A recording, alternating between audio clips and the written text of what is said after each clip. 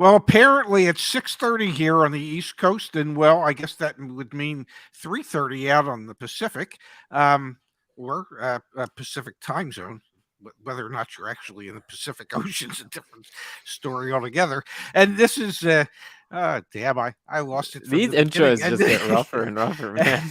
Well, this is Saturday night, and this is what you get when we miss a week and we start a half hour early. How are you tonight, Zach? I'm okay, man. I'm doing pretty good. We are going to jump straight into things. Also, if you're new and you're watching this after the fact, join YAA.com. That's our website. We get all sorts of different ways we like to help people. Pops, one of the ways we like to help people is we like to make them aware of what is going on in the world. Now, if you have been living under a rock, you may be unfamiliar with the fact that the Federal Trade Commission has proposed 4 new rules that would rein in car dealers, Dad. Those 4 rules would be no longer allowing car dealers to sell products with no benefits to customers. The fact that dealers would have to advertise the actual price of the vehicle. Wait. I just have to. No longer allowed to sell products with no benefit.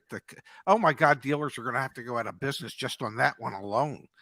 We've got 4 rules. No longer selling product. And here, let me drop this in the chat in case anyone wants to read the article. It's car dealers versus consumers. And I'm telling you, you might think, but when you clicked on this is clickbait tonight. It is not clickbait. This is truly probably the craziest story we have ever covered. And I think we are breaking the story, Dad, because we have a source. We got a source on the inside. But the 4 rules from the FTC. Yeah. Selling products with no benefit, proposed rules. Yes. No products can be sold that don't have benefit to the customer. This is nitro tire fill, for example. You would have to advertise the actual price of the vehicle online, not an advertised price that then gets inflated when you go to the dealership. Non-discriminatory practices for those cash buyers and enhanced consent for F&I products. If you've been following the channel, you know we've been talking about this story and many others, that are similar in the sense of the FTC trying to rein in dealers for a long time. We are huge proponents of this, correct, Pops? I believe we're hanging our hat on it. We are totally hanging our hat on it. We are such big proponents for this that we have asked all of our following to go to the FTC's website. They have a 60-day open comment period. And Pops, that ends on September 12th, a few days from now.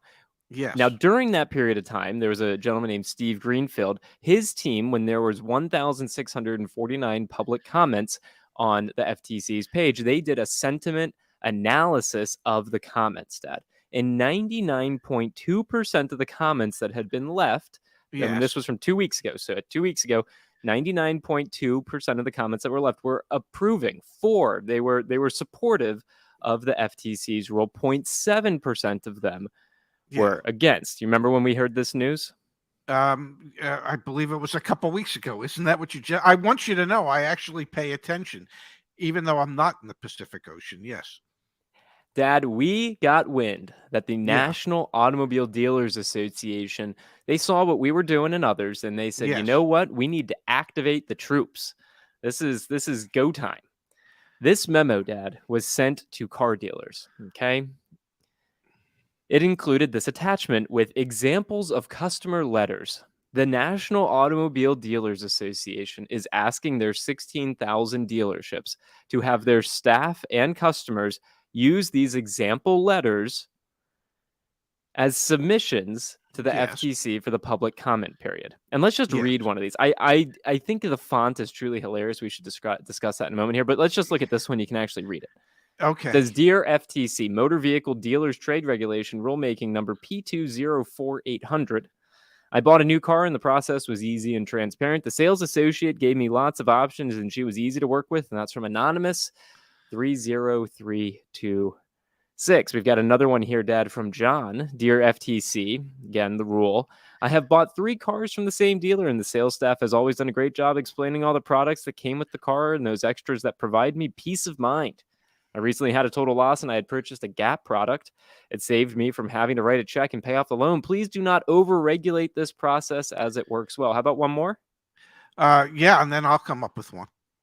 Dear FTC, the proposal to make car shopping more complicated would not work for me. My local dealer always works with me, and I've had great experiences with the sales and finance office. The process was transparent and easy to understand and left me in the driver's seat in picking the products and prices that made sense to me.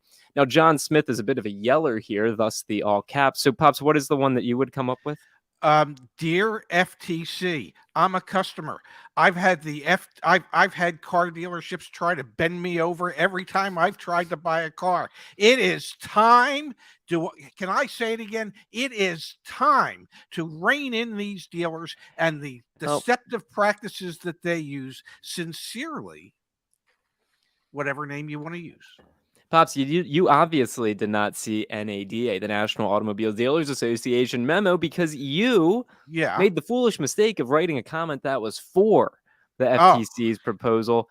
Dad, you do not have to look that hard. If you go to regulations.gov, we are now up to 3,650 comments left.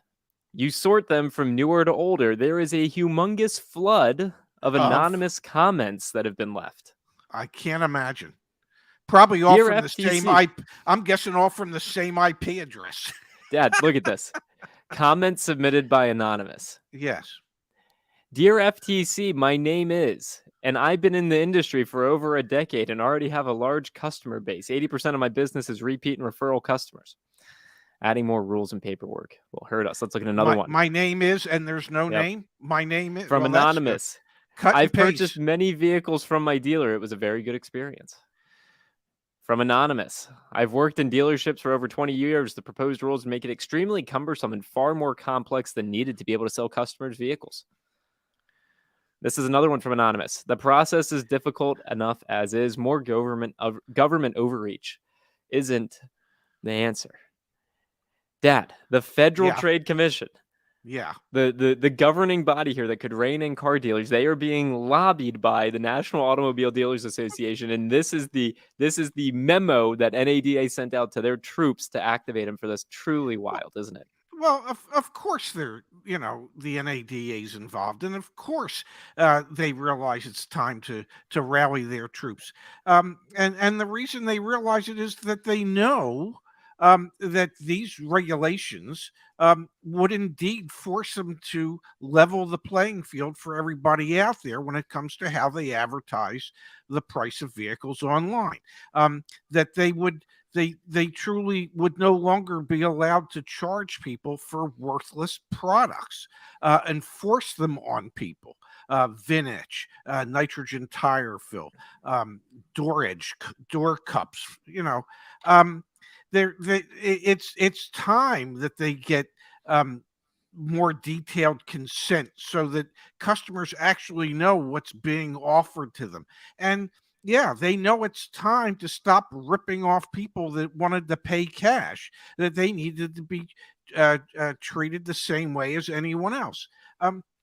So, I get why the NADA is against it, because, it would make it harder for them to confuse customers, to add things of worthless value onto the price of cars, to misrepresent the price of the cars in there. I get why they're for it. I really do. It might actually, if these rules and regulations went into effect, it might actually force salespeople to learn how to sell as opposed to I don't know, using magic tricks. Maybe they'd have to learn how to overcome a real honest to God objection. Maybe the salesperson, or the finance manager couldn't just put their hand over everything on the contract and say, sign here. So I get why the NADA is doing it. I get the dealers give a lot of money to NADA so that they have a lot of money available to lobby and everything else. I get all that. We're just average everyday consumers that are sick and tired of getting the shaft, of always being taken advantage of. And that's why we, as the consumers, and we account for way more than 16,000 dealerships. It's time. It's our time to speak up. It's our time to say enough is enough. We're mad as hell. This is not how we want to buy cars anymore. Mm-hmm. This is not how we should allow dealers to manipulate us moving forward. We want to see changes. And the good dealers out there, and there are some, the good dealers out there, I think, would embrace this because it would help them clean up the industry and get rid of the bad dealers that make it hard for the good dealers. So, yeah, there are good dealers out there that are embracing this, that are in favor of it, that like to see it happen. There are salespeople that work in those types of dealerships that would like to see it happen. You know, only con men and thieves want to keep it the way it is. What do you make of the example letters? What do you make of? I'll pull them back up on the screen. I mean, these are pretty. I think they're pretty terrible. But I asked you the question. I mean, can you even read this one that's in the cursive handwriting? And Dad, what thought process goes into? Again, this was from NADA sent out to their 16,000 dealers. I mean, this is what they're sending them, Pops. Well, should it be in cursive? No, but who cares about it? I mean, I get what they're saying, and I get why they're phrasing it the way that it is, of course, because nobody can read it.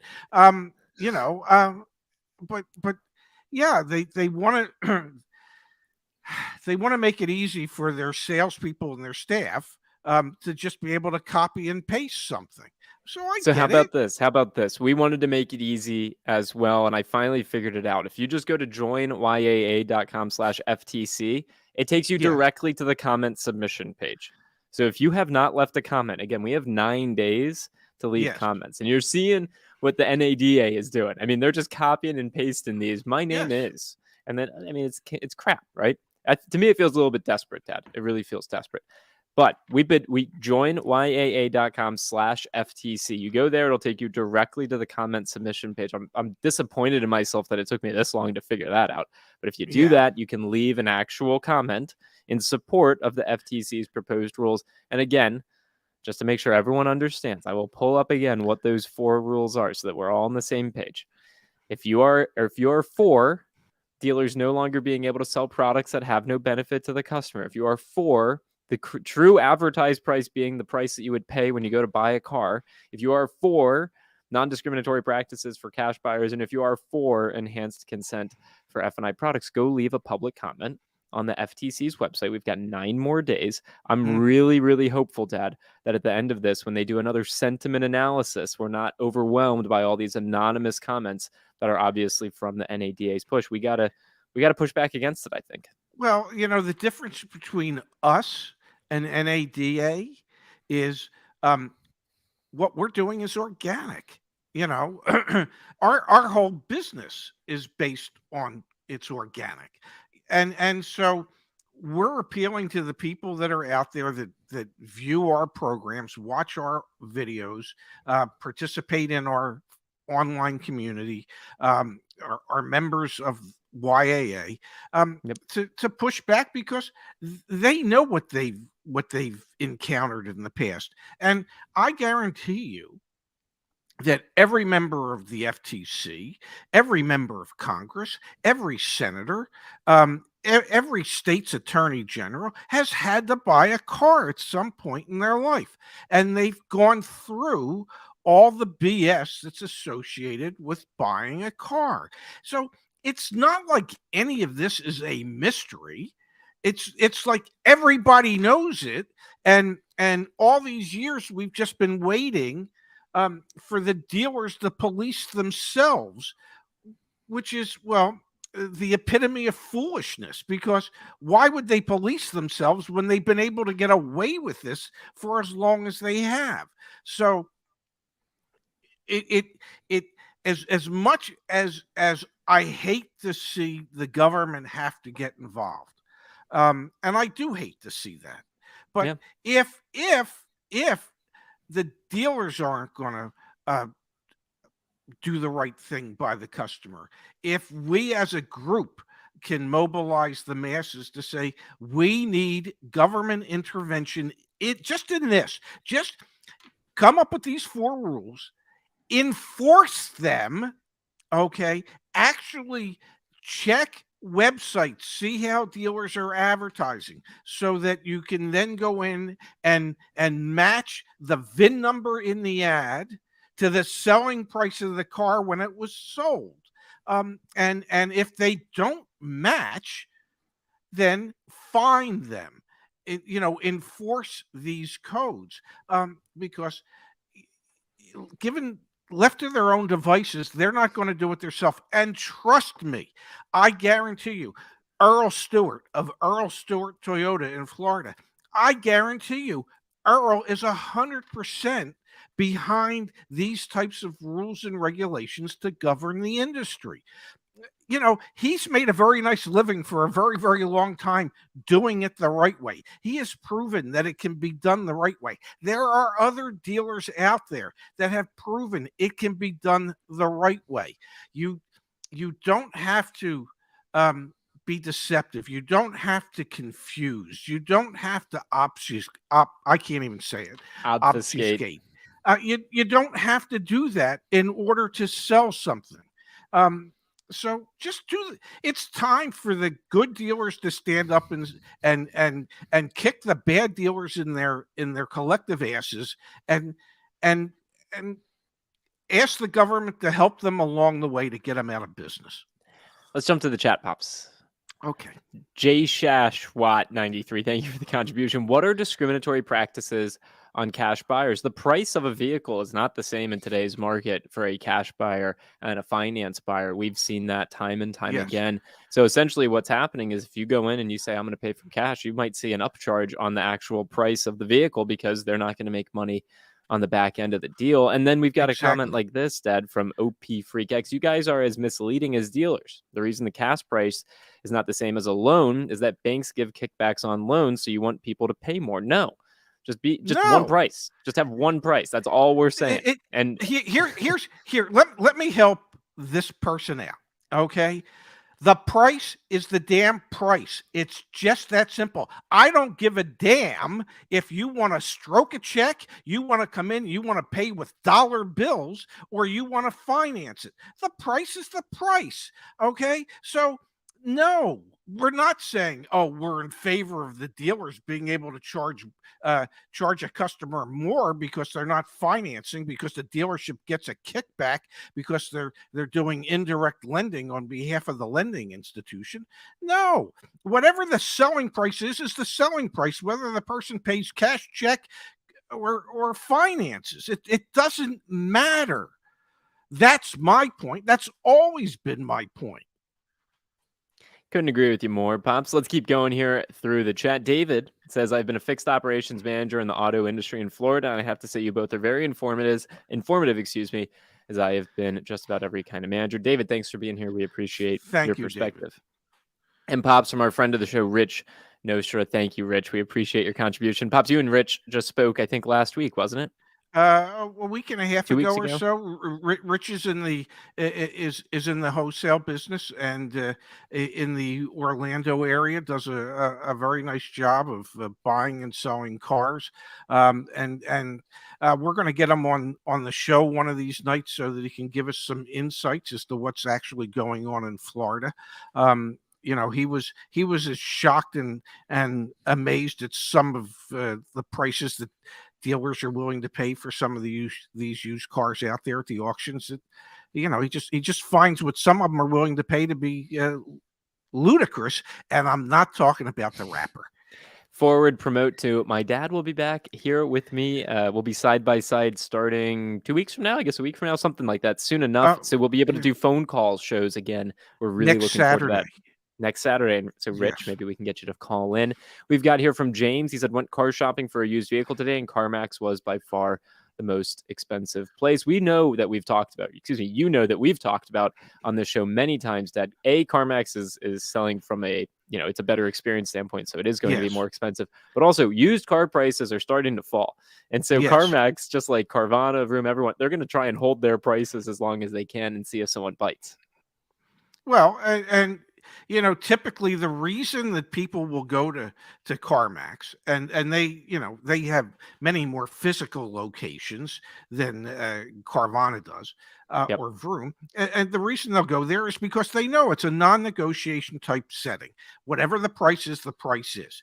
They don't care, and they don't care if you pay cash or you finance. And if you finance, and you want to buy anything in the F&I office, it's the same price for everybody. It's like, doesn't matter, good negotiator, bad negotiator, doesn't matter. The price is the price, which, well, kind of sort of like the way it should be. Yeah.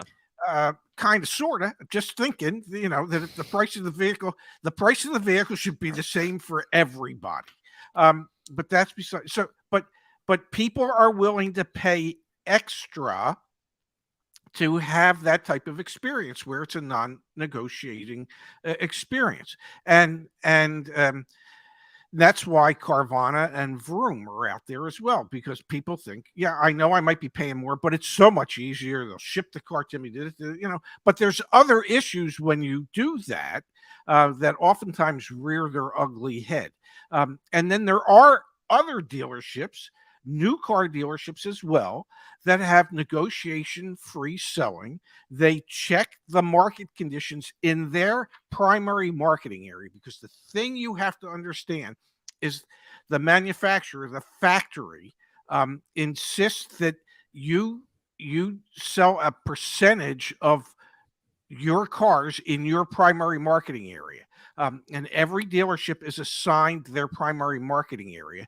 And so these negotiation-free stores, they shop the other dealers of that like brand in their primary marketing area so that they know what the market is, and they price their cars accordingly so that you can just go in and buy them and not have to negotiate. Might you pay more in a situation like that? Yeah, you might. Not might, Dad. You will. Like, let's be clear, nine times out of 10. Not necessarily. No. And you might actually pay less, because if you go to a store where you can negotiate, well, there's probably other things that they're going to throw at you that you don't even realize are happening. Right. Okay, so that's the difference. So I don't know. I forget where I started all that, but. Let's keep going through the chat, Pops. We've got from Grape Jelly, why not just finance then pay off the loan with cash instantly? And you absolutely, wait for one payment to go through, at least for the paperwork to clear. You absolutely can and should pay off a loan if you can. Yep, go ahead, Pops. Except you need to make sure that there's no prepayment penalty attached to that loan. Most loans do not have a prepayment penalty, but some loans do. And you need to know that. And do you think they're really going to tell you that? They're not going to volunteer that information. You're going to have to ask that. So and truth be told, you shouldn't have to do that. You shouldn't have to go through that. You should just be able to pay them. If you're selling something, all you want to do is sell it. You just want to get paid for whatever it is you're selling. I don't know where it becomes the seller's responsibility to say to somebody, but there's only one way you can pay for it. Okay? Why? Money's money. Let's keep moving through here, Dad. We've got from NTech. Thank you, NTech. We appreciate contribution. Have a Toyota Corolla 2022 SC and wanted to trade it in.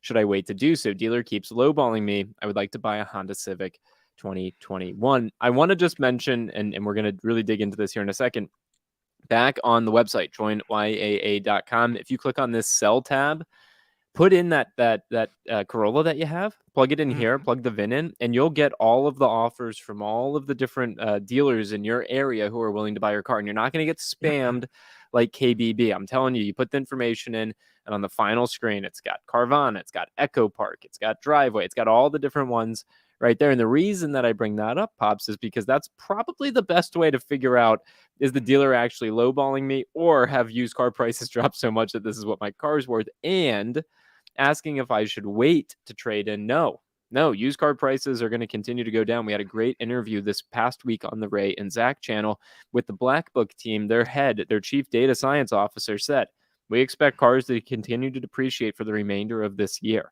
So with that in mind, used car prices should go down, but trade-in values will also go down. The time to sell was yesterday, in all honesty. Yes. Unfortunately, your car's worth more today than it will be tomorrow, and it's worth more tomorrow than it will be on Monday. It's just, that's what's happening at the moment. We have seen over the last 4 weeks almost a 4% wholesale decline in the wholesale values of some subsets of cars. So, a Corolla might not lose as much value as quickly as some other cars, being it's a compact, or so. But it's still going to be worth more today than it will be tomorrow. We've got to get to a story that relates to the dealership behind me, but I want to keep jumping it through the chat here. Simply Shay saying, what's the name of that site? Again, join, JOIN, the letter YAA.com.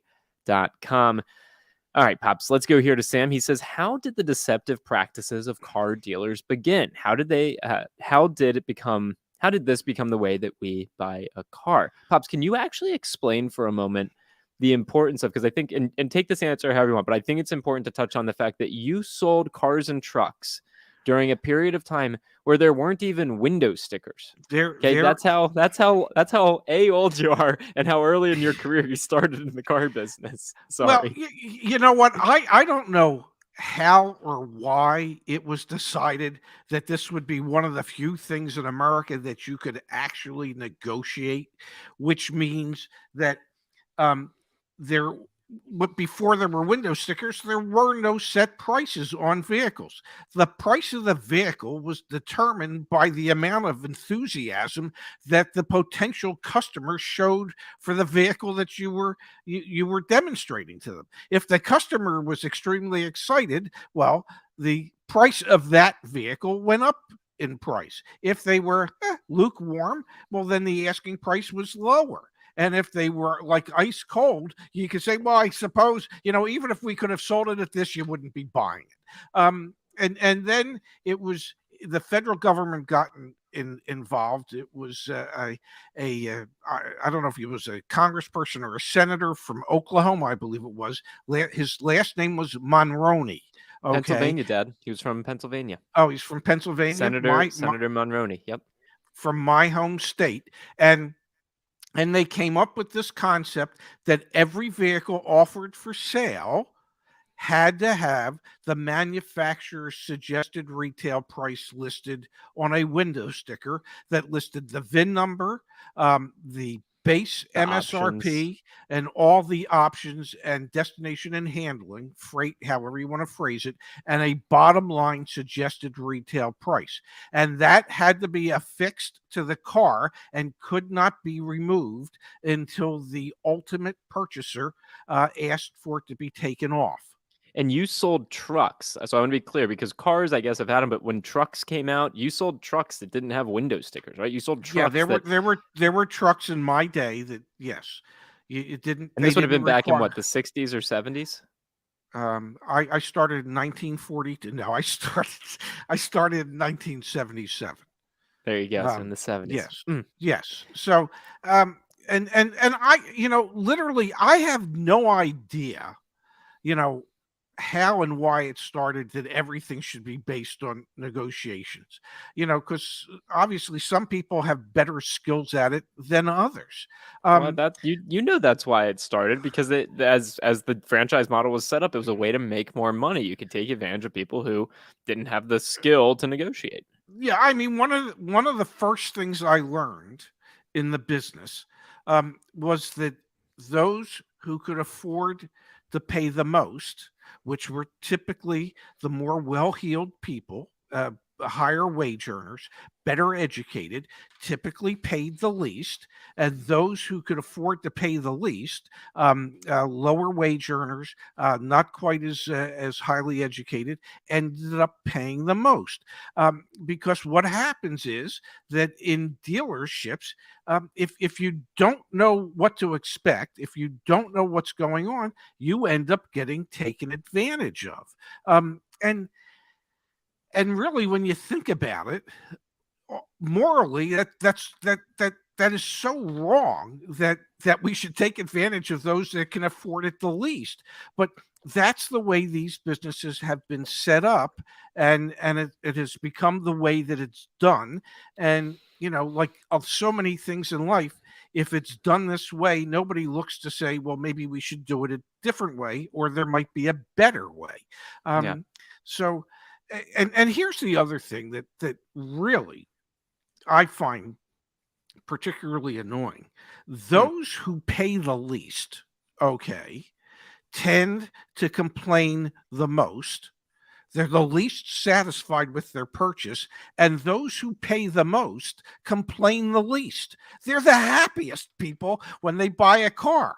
And I used to say to customers when they would grind me and grind me and grind me, I would tell them, they've done studies and they found that people that pay a much smaller profit end up not happy. And so I don't know how to tell you folks, but you're rapidly approaching not being happy with this purchase. I don't think we should allow that to happen. Let's keep moving forward, Pops. I want to jump back to NTech here. Thanks for the contribution.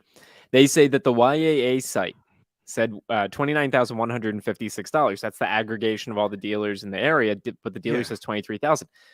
I just want to be very clear. If you use our website to sell a car, you are not going to be bombarded with ads. NTech just literally submit your information, and CarWiser is the company that we partnered with on Tuesday, because Monday's a holiday. On Tuesday, they'll contact you. You'll have emails or a phone call. You'll sell the car.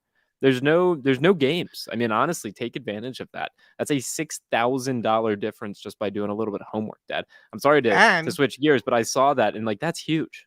And if I may, if you're in a state where you get a tax credit for your trade-in and you only pay tax on the difference, well, guess what? That extra $6,000, there's not going to be a big enough tax savings for you to trade it in at the lower price. So just sell it to whoever the highest bidder is, and move on with life.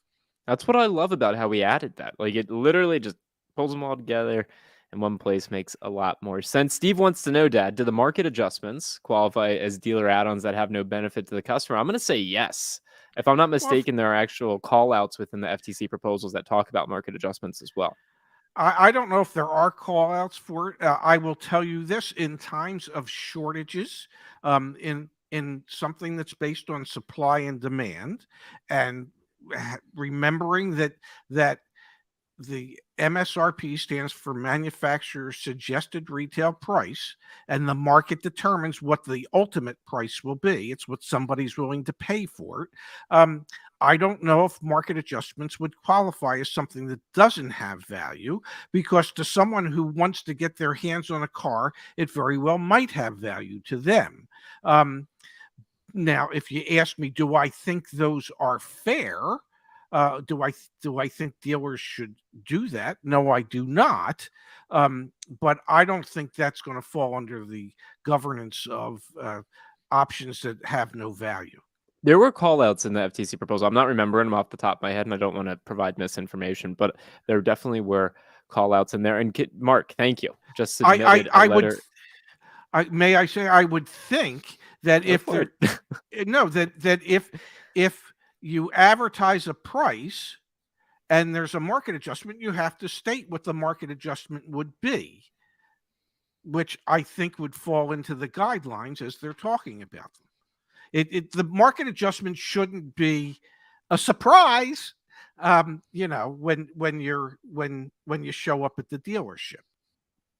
Again, thank you to Mark for submitting a letter, a comment to the FTC. Join YAA.com/FTC will take you directly to the page. I finally figured that out. I think it's a great thing. Igor's here with us. Good to see you, Igor. Good evening, fellas. I see you started earlier tonight. We did indeed. Keep preaching, because it resonates with YAA members, and dealerships also take note of YAA. They are scared because YAA educates buyers, hopefully, Dad, my hope here is that, yes, do we use headlines and titles like car dealers are getting desperate so that folks will take an interest in our content 100%. My hope is that dealerships do not get desperate, and instead they look at the lunacy, which is the first 10 minutes of tonight's stream, the fact that they have these memos being sent out by their, governing body, NADA, trying to rally the troops. Just treat people fairly. You can make a profit. Honestly, it's not that hard. Like, just treat people fairly. So hopefully we're educating folks and we're not scaring dealers. We want them to just, I don't know, treat people in the way that they want to be treated. The same thing you and Mom taught me way back when. Yeah, it's not hard. There was a comment the other day from on one of our videos from a gentleman who had been an F&I manager at a dealership, and his girlfriend wanted a car, so they went to the dealership where he used to be the F&I manager. And he said they're pulling all the same stunts on him that they put. And he was thinking, he says, I trained these people. You would think they would treat me nicer than that. And my response was, well, apparently there's no such thing as professional courtesy at your old dealership. But the point is that all of us who spend any time in the industry knows that type of stuff goes on, and there's no shame to their game. They'll try the same stuff on the people that they worked with. They don't care.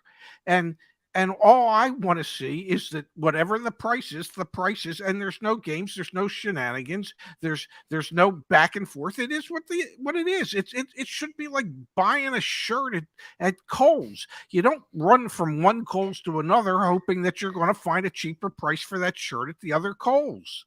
Jay Nagamy, thank you for being here. We appreciate you being a part of the community and for contributing. And speaking of shirts, Dad, looks like the neckline of your shirt's getting a little... I think we need to get you some new shirts. Well, this is one of my newer ones, but I think there's just so much extra double chin now that it's that it's just really depressing down. Either I need to get shirts in a V-neck. I want to. Yeah, go ahead. No. Well, I either I need to get shirts with a V-neck, or I need to go on a diet. One of the two. You've been talking about doing that for years, so I'm guessing I should just go with the V-neck. V-neck, yep. I want to pull up. I wanted to pull up Mark's comment here. NADA's website usually gives a clean trade-in price that's higher than KBB, etc. Does anyone actually use NADA's site for used car values? This is where I keep going, Dad. Like, I actually think the future is not trade-in values; it's who's going to pay me the highest cash offer right now. Yes. Again, very proud of what we offer on the website right now. Done mentioning the fact that we have the only people that use NADA for values typically are the banks to establish a loan to value ratio. We use it for the extended warranties as well. So if you buy an extended warranty from us, if you end up doing, I don't know, like $25,000 in claims on your vehicle, which God forbid that would ever happen, the clause in the contract is the extended warranty will only pay up to the NADA book value of your vehicle. So there are some uses for NADA that are industry related, but as a trade-in tool, no, I think that actual cash offer makes way more sense. Well, yeah, it's good to know what somebody would stroke a check for. Everything else is merely conversation. When I was still in the dealership, and every car salesperson out here will recognize this. People would come in and they'd go, "Well, Kelly Blue Book says," and one of the first things that salespeople learn is, well, Kelly Blue Book's not writing a check. Well, they write you a check for your car. And the answer to that is no. And with what we have with CarWiser, these offers that you're getting are what the check amount would be if you chose to sell the car to them. There's a big difference between stating a number and actually putting that number on a check and signing your name to it.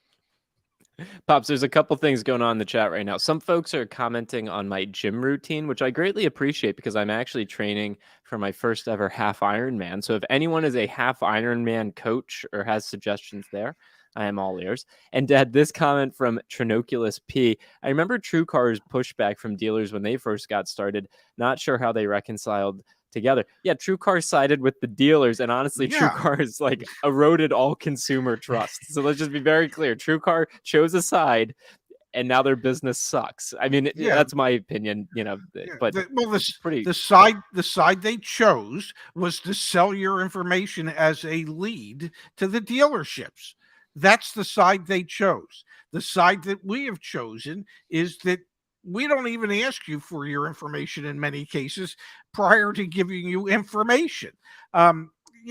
We've chosen to be on the side of the consumers. If that resonates with you, great. And if you think we're full of poop, well, you're entitled to your opinion. A lot of my time recently has been spent having conversations with credit unions. We are so close to being able to offer you the opportunity to finance directly through a credit union with no markup at buy rate. Directly through a credit union. That's one of the things that we're doing. We've negotiated discounts and the word is just discounts. It's not rebates. It's just discounts on service and maintenance, like Pep Boys, Meineke, Jiffy Lube. Like that's coming very, very soon for YAA members as well. We obviously have the extended warranty, the insurance. So like we're trying to just like take all the BS out of it, and then how we make money. If you pay us and you become a member, that's how we make money. Everything else you get discounts on. Anyway, let's keep going here, Dad. Scotty's got a question, and then we've got to talk about Buick because I got a theory here. Scotty says, do you all expect new car prices to decrease at the end of the year? And I think we should break this. You're going to say no, but then let's break it up into two different cohorts of cars. Okay. No. Now you can go break it into two different cohorts of cars. No, I don't think so. And the reason I don't think so is because they're still having many, many issues in producing the vehicles in the numbers at which most of the manufacturers were looking to do. Now, that's not to say that there aren't other manufacturers out there, Stellantis being one, that seems to have an increasing amount of inventory, and the amount of their incentives have gone up. So perhaps the Stellantis brands might be cheaper at the end of the year. Exactly. I think you are going to see two different end of year like campaigns. One is for Stellantis and maybe BMW, and one is for everybody else, especially if you're thinking about an Asian brand like a Toyota, a Subaru, a Kia, a Hyundai, anything like that. You are not going to get any sort of end of year new car special, but Stellantis, maybe BMW, I definitely think you will see some opportunities there. That's my 2 cents. We've got from the mayor, Dad.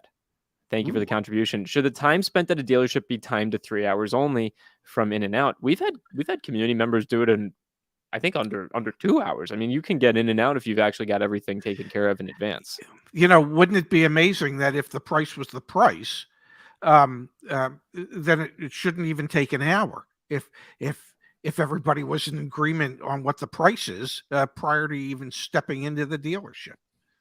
And that's the vision with why we're aligning with credit unions, is you can literally walk in, know the out the door price, already have the pre-approval from the credit union, just come in, come out. You already have your extended warranty if you want. Like everything can be done before you head into the dealership. We were talking about CarMax earlier, Dad. This is from one of our community members. They say CarMax wanted to finance me for 10% with an 800 credit score. Okay, that is one of the ways CarMax makes a lot of money. So let's just be very clear about that. And that's not negotiable at CarMax. It is not. Different thinking says, I went to a Ford dealer for a Lightning truck. I asked the manager, can I factory order? And he said a 3-year wait. I asked him, quote, do you have any? And he said he can get one for $50,000 over MSRP, but Ford's on top of stuff. Don't worry. Ford's on top of stuff. Well. KPP here, Pops. After 4 months of waiting for my new Santa Fe calligraphy, I had an agreed out the door price, and the salesman still tried to hit me with a $3,500 markup. I flat refused. I got it for MSRP. Why try that BS? Perfect example, Dad. $3,500 saved just by knowing how to negotiate. And the sad answer to that question is that the salesperson, the dealer principal, and the general manager don't realize the harm in doing that. And the harm is you took somebody who could have become a raving fan of your dealership, and because the experience was you had agreed to a price, he would have said nothing but good things about you, and you took that person and you now have him wondering, what the hell is wrong with those people there? Now, why do I have to fight after 4 months? the short-sightedness of that type of tactic, it just astounds me every time I hear of it. You took a raving fan and you turned him into somebody that's now going to tell all their friends and family and people that they know that, well, I got lucky. I got it for MSRP, but I sure as hell wouldn't recommend you go there to do business with them. This is what they tried to pull on me. What? What's the point? Yeah. It's incredible to me that that's how this industry works. Let's jump back to the chat. Dad from GT Mustang, thank you for the contribution. I'm currently leasing a 2021 Jeep. My buyout is $41,000. I checked the current value on the YAA website, and it came back $46,000 to $47,000. How will this affect a trade-in? Recently joined YAA again. So, Dad, if I'm leasing a 2021, my buyout's $41,000. What are the factors that I need to consider here? Because I have a lease payoff, right, that I have to consider.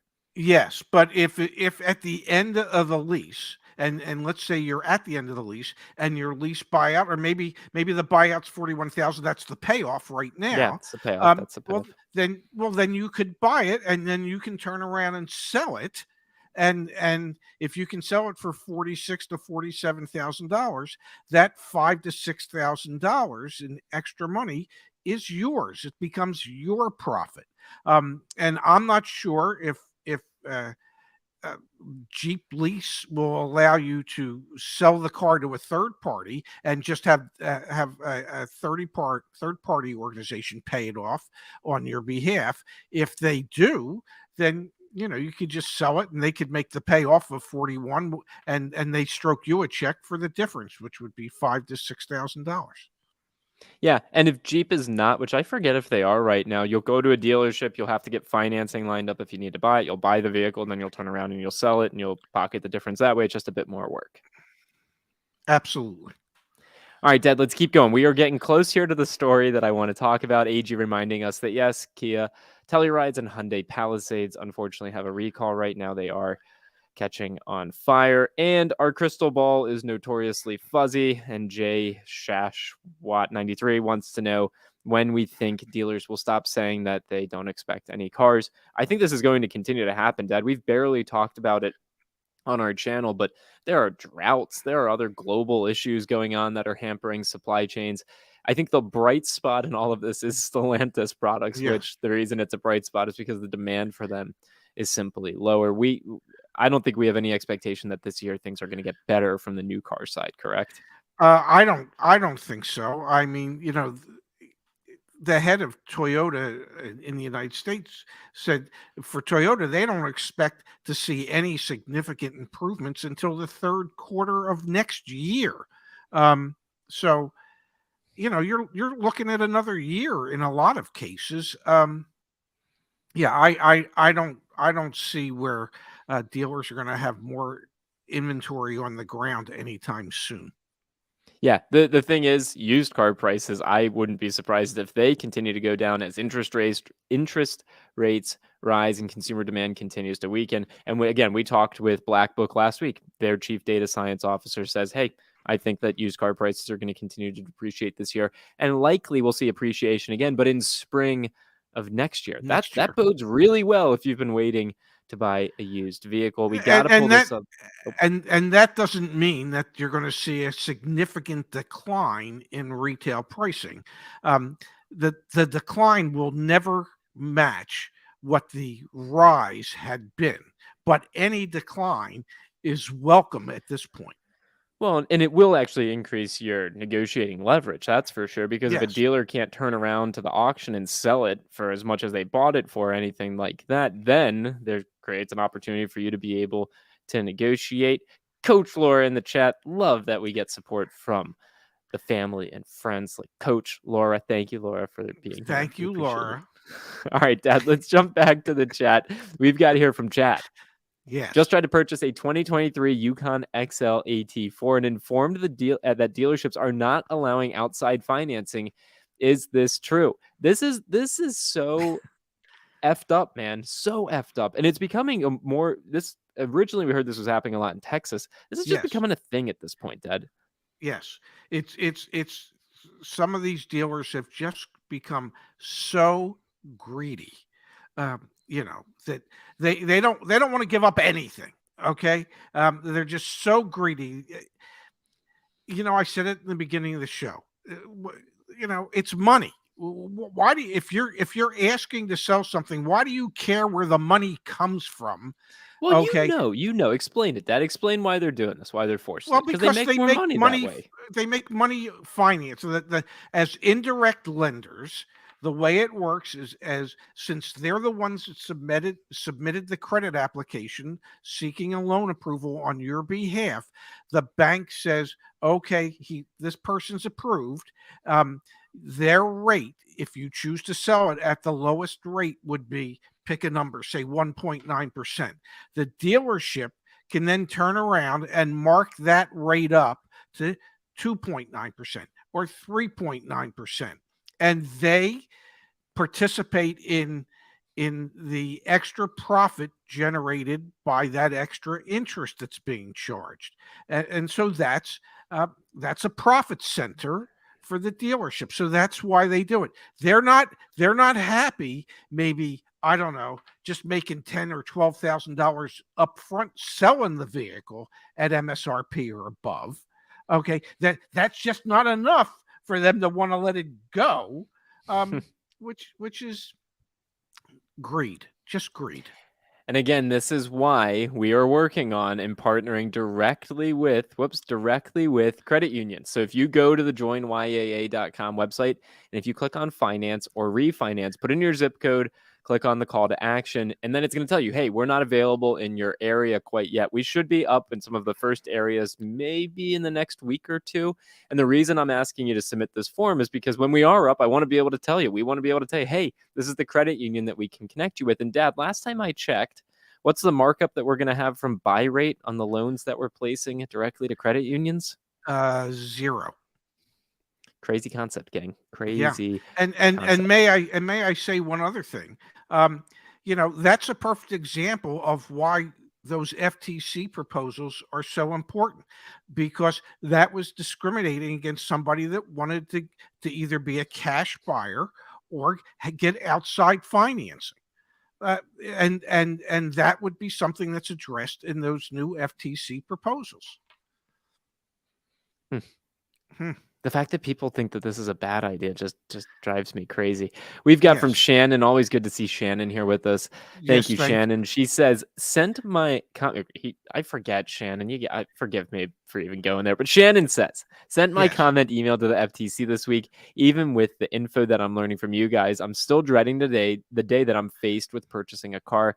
Can Ray fly to Texas to help? Haha. We are talking about doing a road trip in the springtime of next year, and stopping in a handful of areas and working directly with community members to work and, help them buy their car. So, yeah, I think the answer to this one's yeah. Well, no, I think the answer would be no. We wouldn't fly there. We might drive there. We might drive there. So perhaps. Yeah, we'll be there soon. All right, Dad, we need to switch gears.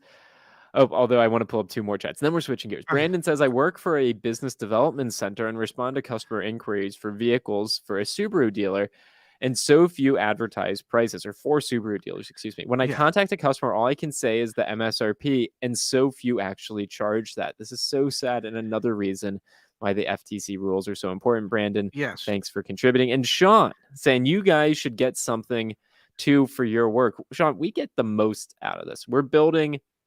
Honestly, our relationship, I'm going to go out on a limb here, Dad. I'm going to say our relationship is stronger. Our bond is stronger than it's ever been before. And that's because of building YAA together. We're building, I think, a company that could last for decades. I mean, a century. I think what we're starting here with this advocacy could live on well beyond your time and hopefully beyond my time as well. So we're building that. And we both get paid. You have a condo. I pay rent sometimes to Laura for where we live. Like, we're fine. We're fine. We're good. Do you help out with their automobile insurance when you drive her car? Oh, okay. Somebody in one of the comments today said, "Hey, I just discovered you guys. I've watched like 4 or 5 of your videos. I'm just curious as to what you folks drive." I told him I drive a Clubman S all 4. and that you don't own a car, that you drive my car from time to time, and you drive your girlfriend's car, and when you from time to time, and when you don't, you ride the metro and your bicycle. And all the time, I drive both of you crazy. Design says Yes, dealerships are a giant scam. Manufacturers should be able to sell direct to consumers. Pops, I think we are starting to see the beginnings of the dealership model, the continuation of the dealership model crumble before our eyes. I have a hypothesis here, Dad. This news yeah, dropping on a Friday before a holiday weekend. This is yes, important because you want to drop yes, something on a Friday before a holiday weekend. You want no one to pick it up. yeah, Buick offers buyouts to all U.S. dealers. yeah, Any of Buick's nearly 2,000 U.S. dealers who want to make the necessary investments to sell EVs will be offered a chance to walk away with a check. Dad, you read that, and I'm yeah. sure you thought, okay, that makes sense, right? Like that makes sense. But I've got a theory here. But what was your take when you read it? And then I'll tell you my theory. I thought to myself, it's the same thing they did with Cadillac. Yep. There's a huge expense involved in going and becoming an all electric vehicle dealership.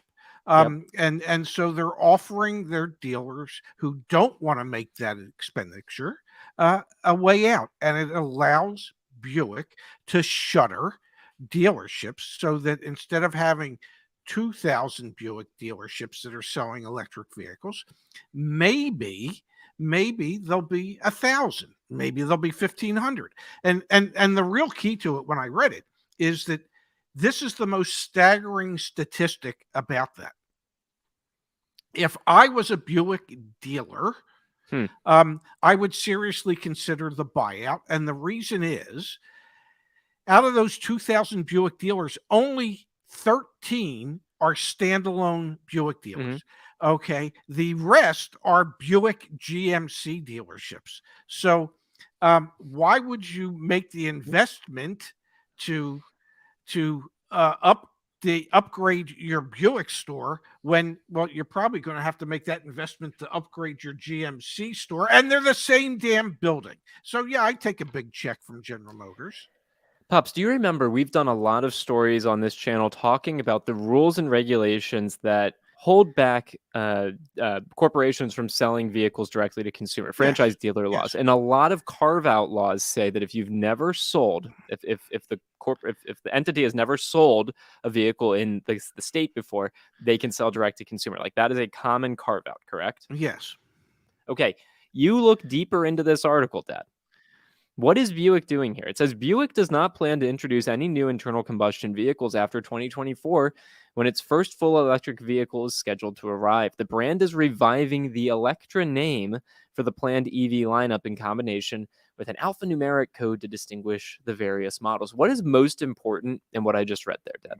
Well, they haven't offered electric vehicles before. So You're missing it, Dad. They're changing the name. No, they're reviving a model name that they had years ago. They're changing the name, Dad.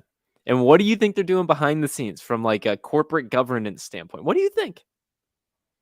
Would you be surprised if they pull a Ford? Would you be surprised if they pull a Ford and set up a separate business unit that operates their EVs? And maybe they're trying to buy out the 2,000 Buick dealerships because they actually don't want there to be Buick dealers out there. They would rather sell these EVs directly to consumer. I don't know. Am I a conspiracy theorist or am I onto something? You tell me. I think you're a conspiracy theorist. Yeah. I disagree. Okay, well, maybe you're right. I don't know. I don't know. You're certainly reading deeper into it than I am. And are they going to kill the Buick name altogether? No, they're not. I think it's seed planting, Dad. I think they're farming. No, if they were looking to kill the Buick name altogether, then the headline in the article would have been General Motors to kill Buick name, offer buyouts to all Buick dealers. Okay? But they're giving the dealers a choice. Polestar Volvo comes to mind. I mean, seriously, Dad, this is a very common Thank you, Marcello. I appreciate you supporting my theory here. And also, my theory is slightly informed by there's a very well-respected but anonymous Twitter Twitter person that you should follow named Car Dealership Guy. I know Car Dealership Guy. You will not convince me to share his identity because it's anonymous. But I mean, he just posted this. Buick just offered to buy out all of its U.S. dealers wholly direct to consumer is happening. And Dad, when Car Dealership Guy, who is very well connected within the industry, he knows what he's talking about. I mean, he's reading the tea leaves here as well, Dad. I think you're seeing this bifurcation of internal combustion engine vehicles and EVs. The EVs, the plan would be to sell them directly to consumer. I think that's what we're looking at. But if Dad, you still have Buick dealerships, they're not shuttering all 2,000 Buick dealerships. Okay, not all 2,000 of the dealers are going to go, okay, I'll take the buyout. You know, they're just not going to have ICE cars to sell after 2024. So how's that going to work?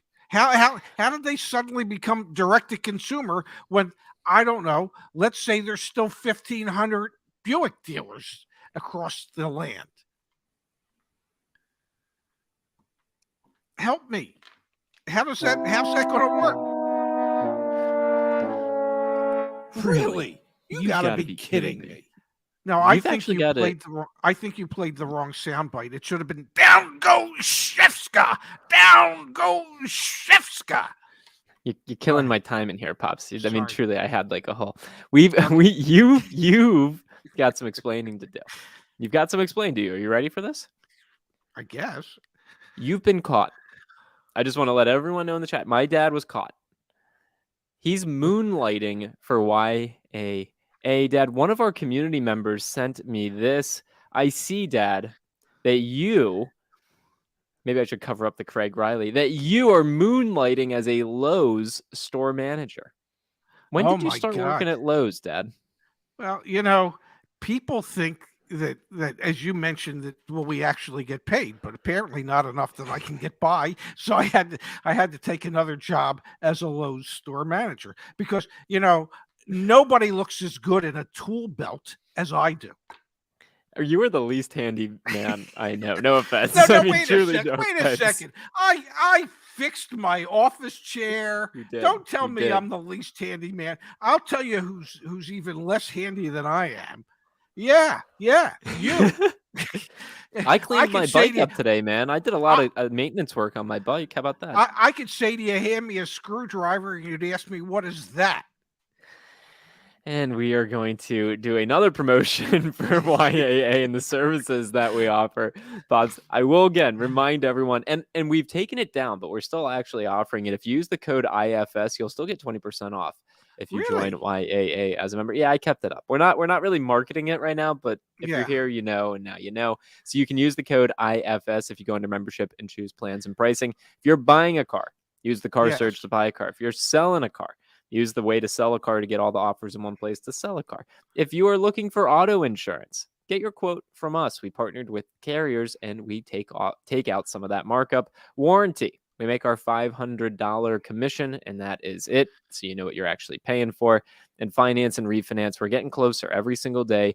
We're getting closer to bringing online our credit union partners. So please consider using those as well. And what about the community forum? Oh my gosh, the community forum. There's over 15,000 people on the community forum. Okay, so join yaa.com/community. The whole purpose of the community forum is our members helping one another get the best deal, be informed, the whole 9 yards. Very nicely done. I love that pitch.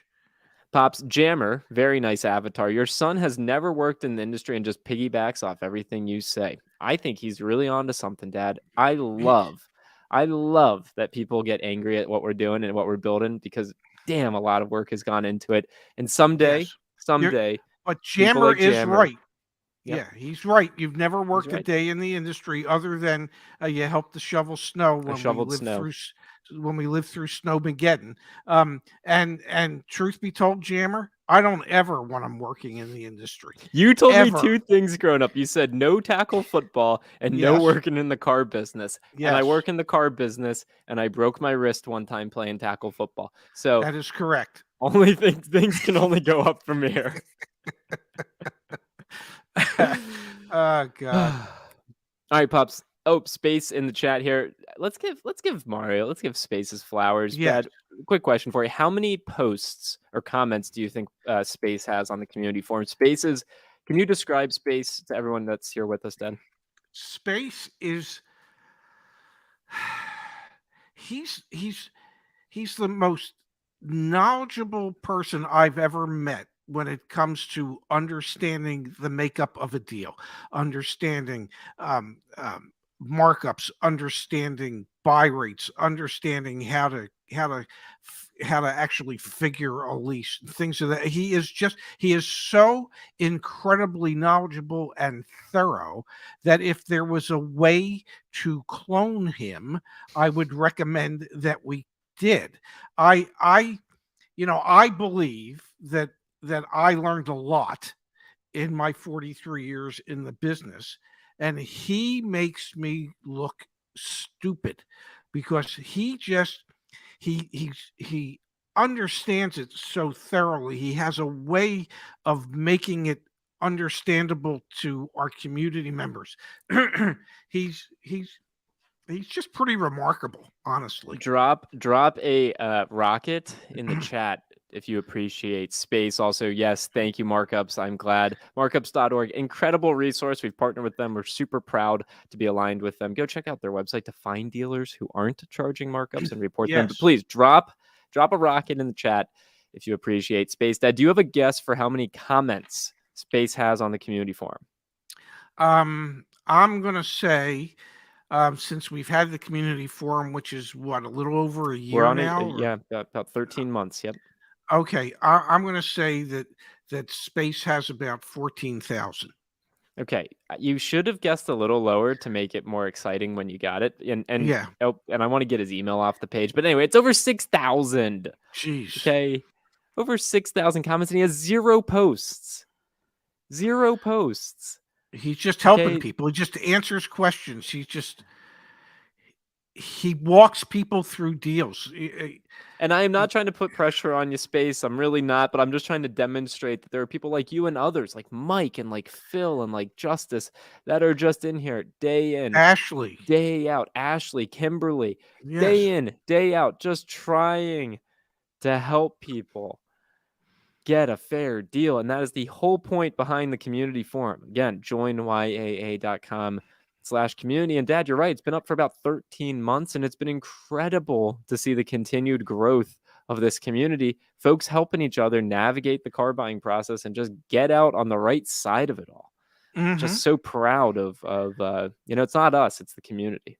Yeah, but it was one of the best things the team ever put together. Was asking the community to help one another. It's a perfect example of how each one of us can help someone along. It's like paying it forward. It's just like paying it forward. And Space, are you a lease hacker? He could be. Space is lease hacker. And I got to tell you, I mean, nothing brings me more satisfaction and joy today than knowing that we've helped lots of people save lots of money. And by lots of money, it's hundreds of thousands, if not millions of dollars. It's millions. And there's a certain sense of satisfaction that goes with that. So this community that you started, that we're building, that continues to grow, it just there's nothing like helping someone else better themselves when they're trying to do something. Friendly reminder as well, over on Instagram, Dad, we have gotten more and more followers there. We really appreciate folks joining us there. It's been recent that a lot more people have followed your Advocate Alliance over here. We are doing on Thursdays. It's been really fun, Dad. On Thursdays, we are doing Ask Us Anythings. I'm behind the scenes of that. And guess what, Pops? On Thursdays, next week or 2 weeks from now, when you're back in the office, we're going to do it together. It's where folks are able to ask us questions in the story. Whoops, story is no longer available. You can ask questions here in the story, and then we'll answer them on Thursdays in the afternoon. So if you're not following us over on Instagram, it's a good idea to do that. My dad probably once a quarter will post on his Instagram at RazIsJazz. So I highly recommend that as well. Very wholesome content. And then Pops, I am at Shefska, and I post even less frequently than you do. Why don't you scroll down to when I was dressed as Queen Elizabeth? We don't have time to go all. Okay, cool. Sure, we can. This one was so funny. Should I start a fitness YouTube channel? This was during like the peak of the pandemic, and you had to wear gloves in the fitness center. And yeah. That's us. One of your favorite photos. Yeah, that was in Cincinnati at Paul Brown Stadium. You look so young. Well, it was 3 years ago. Some selfies where you live. Anyway, all right. Well, at this point, if anyone wants to know where you live, it's pretty easy to figure it out. Yeah, just you want to tell them the apartment number? Just Google Ray Shefsky, you'll find him. All right, Dad, I am going to go hang out with Laura. I think you should. Be back. We'll be back. We'll do a holiday Monday special. How about that? Okay, Over on the Ray and Zach channel. Yeah. Well, that would be Monday at noon Eastern, 9 Pacific, on the Ray and Zach channel. And for everybody that was here with us today for our special Labor Day weekend live show, thank you for being here. And really, next Saturday will be special because, well, we'll actually be sitting next to each other. Yeah, I can't wait for that, Dad. It's been a long time coming. I can't wait. Yep, it'll be fun. All right, guys. Thank you, everyone, for being here with us tonight. Pops, go enjoy your evening, and I will talk to you tomorrow. Absolutely. Have a great night. Say hi to Laura for me. See ya. Bye. Bye-bye.